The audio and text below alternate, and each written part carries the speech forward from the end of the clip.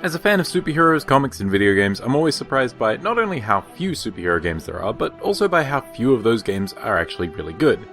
For as long as I can remember, Spider-Man has been the superhero most regularly adapted to video games, but the quality of these titles varies wildly. Thankfully, it doesn't take much time with Marvel's Spider-Man for PS4 to realize where it stands among its predecessors. Almost immediately, controlling Spider-Man feels amazing. Web swinging, for starters, feels intuitive and simple, though there is depth to be found for more skilled players. At its most basic, the swinging is fairly quick, but by using more advanced techniques like point launching and ledge slingshotting, you can clear the length of Manhattan in no time at all. Without these advanced techniques, the traversal is still incredibly fun, and the game makes good use of momentum when diving for faster swings or releasing a swing later to gain more height. This is easily the most entertaining web swinging to be found in a Spider-Man game in years, so much so that I think I spent most of my time with the game simply staying in motion above the streets, with no real objective.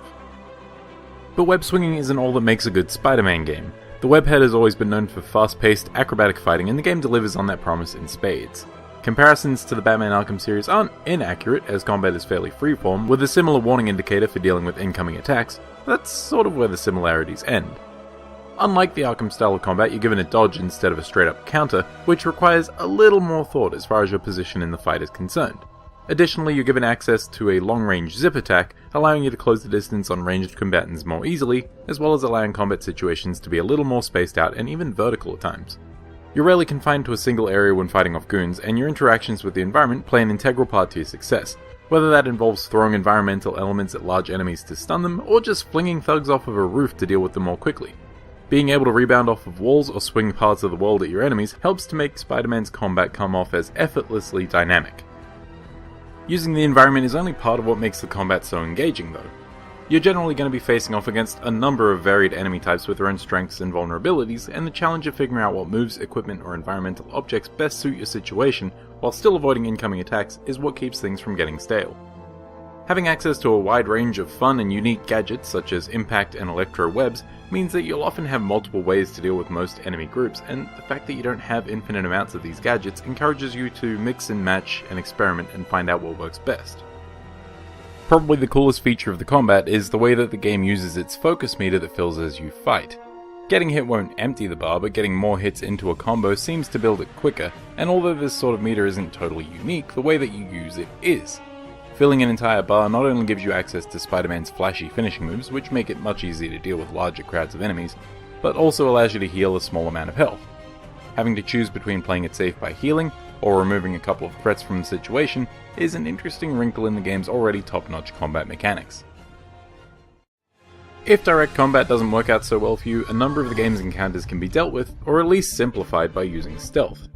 While definitely the least well-rounded aspect of the game, Spider-Man's stealth elements are still fun and functional. Zipping between vantage points to string up threats is quick, and all the gadgets you can use in combat can generally be used in some capacity during these sneakier moments. Working out which hostiles are safe to take down and which aren't is usually where stealth games would be most challenging, but Spider-Man nixes that by simply telling you when a guard is and isn't safe to take down. While still fun, I do find that this tends to make things a little bit too easy. Though these stealth sections are a bit too simple, they're rarely forced. If you feel like it, you can just fight your way through most of the game's stealth areas, though not all of them. With that said, there are a number of instances where you'll be tasked with stealthing your way through an area using one of Peter Parker's less superpowered allies. They're functional, but incredibly linear, and while it's not really necessary, these serve as a short breather from the faster-paced core gameplay. On top of these linear stealth sections, Spider-Man also offers up a few recurring puzzle mechanics, and I find that these are a bit more interesting as far as breaks from the core gameplay go. While neither puzzle type is overly complex, they do make for some interesting challenges in the late game, and if you're not really one for puzzles and you're here for, swinging and fighting, you can totally skip these in the game's options. Spider-Man actually provides a decent number of ways to customize your experience in general. It has a staggering amount of accessibility options that can be toggled, such as having QTEs autocomplete or replacing mash prompts with simple button holds, and in terms of actual gameplay content, you have a number of unlockable skills, suits, and corresponding suit powers that can be mixed and matched, and for the most part I found all of these to be fairly useful. You end up feeling very powerful, but the game's difficulty curve makes it so that even in the late game you'll still be running into encounters that can take you down if you aren't paying attention. While most of the skill unlocks only require points that you earn via level up, gaining access to Spidey's various suits and gadgets will require tokens gained from completing the game's copious amount of side content.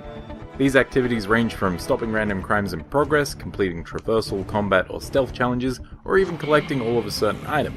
And while these are pretty standard fare for practically any open world game, Spider-Man is so much fun to play at a mechanical level that I felt compelled to complete it all as it came up. A large percentage of the side content also has its own subplot or some kind of lore significance, so finishing them feels like its own reward beyond the tokens that unlock more stuff. This should be how more open world games handle their side content. And with side content that good, you better believe Spider-Man's narrative is solid too. It starts off with Spidey assisting the NYPD in finally taking down a longtime kingpin of crime, Wilson Fisk, before mysterious parties begin vying for control in the power vacuum left in Fisk's absence. It's up to Spider-Man to see that New York survives the coming chaos. Without spoiling the actual overarching plot of the game, it presents the established Spider-Man mythos in some pretty unique and engaging ways. It's 8 years into Peter's run as the Webhead, and though he's fought a number of supervillains, there are certain big-name baddies that haven't cropped up yet, while relative newcomers in Spider-Man's rogues gallery are already active. As a reimagining of the Spider-Man universe, the game streamlines everything really well, and I feel like both newcomers and longtime fans will find it familiar and fresh at the same time. I was personally pretty surprised with where the plot eventually went, and while it has a few predictable twists here and there, the game does something I don't think I've seen in any other Spider-Man game before. It made me feel sympathetic towards its various villains. We're used to being emotionally invested in Peter Parker, I mean he is the protagonist after all, but I don't think I've seen any medium outside of the comics and a couple of movies that actually take the time to flesh out his villains this well. It certainly doesn't hurt that these characters are brought to life by excellent voice acting and emotive facial animations. In fact, the entire game looks fantastic, whether you're fighting goons in partially constructed skyscrapers or swinging through Times Square at night, and perhaps more impressively, the game runs at a consistent frame rate despite its fast pace and constant action. Right down to its dynamic soundtrack that becomes more noticeable as you pick up momentum, Spider-Man looks and sounds amazing at every turn. Except for when the game glitches out. In my 15 or so hours of play, I did run into a handful of atmosphere-shattering glitches, like falling through the world, or having a flock of pigeons sit floating 5 feet above the ground.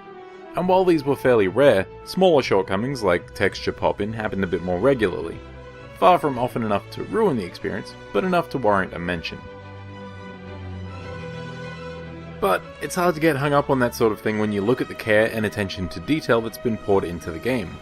For instance, goons who get thrown off of rooftops get webbed to walls before they hit the street. Trying to attack civilians results in Spidey throwing out casual greetings. Hell, they even went so far as to record 2 voice tracks for a huge chunk of Spider-Man's dialogue, so he sounds different depending on whether he's swinging or not. And speaking of Peter's voice lines, while I did hear a few repeated en masse in the more generic side content, I don't think I've ever heard so many unique quips in a Spider-Man game before. Usually I'm sick of hearing him crack jokes before I finish the game, but not this time. If the cost of having this much detail added is a few rare glitches and some texture pop-in across a 15-hour playthrough, I will gladly pay that cost. With all that said, Marvel's Spider-Man is excellent. As far as I'm concerned, this is the new standard for not only Spider-Man games, but superhero games in general. Its web swinging is intuitive, the combat is fast and dynamic, and the narrative is super engaging. Beyond that, there's just so much to do. Even though I've hit the 100% mark, I still want to go back and swing around, and I think that says all that needs to be said about the game. This recommendation is not limited to Spider-Man fans. Anyone who loves action games or open world games should check this out. It is a must-buy.